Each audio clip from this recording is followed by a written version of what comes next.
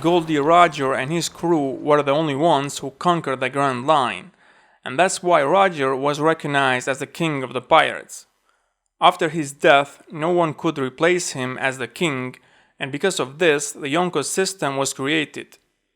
There was one who could take the throne, but he had other goals in life. I'm talking about Whitebeard. Don Flamingo says if he would want it, he could have been the pirate king, but he ruled kneeling before it, so as a Yonko. Garp also says something similar when he called him the king of the seas.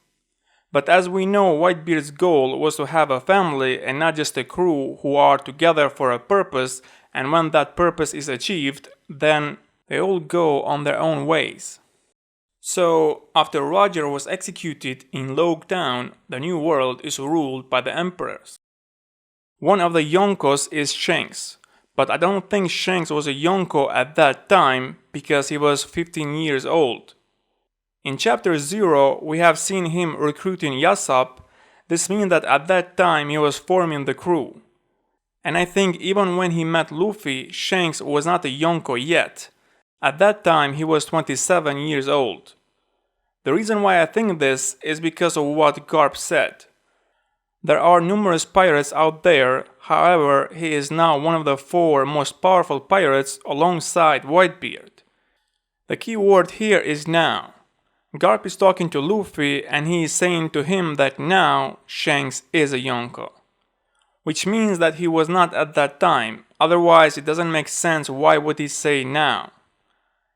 Another question is, who else was a Yonko alongside Whitebeard, Big Mom and Kaido? Is this the character that we know, or it will be a new one? I think it could be a new character because from the writer's point of view, it's always better to expand the story rather than reduce it. Based on what we did learn in the Whole Cake Island arc about the past, I came to a conclusion on who could this dethroned Yonko be. Big Mom said that if that alliance had been formed, I would have defeated the other Yonkos.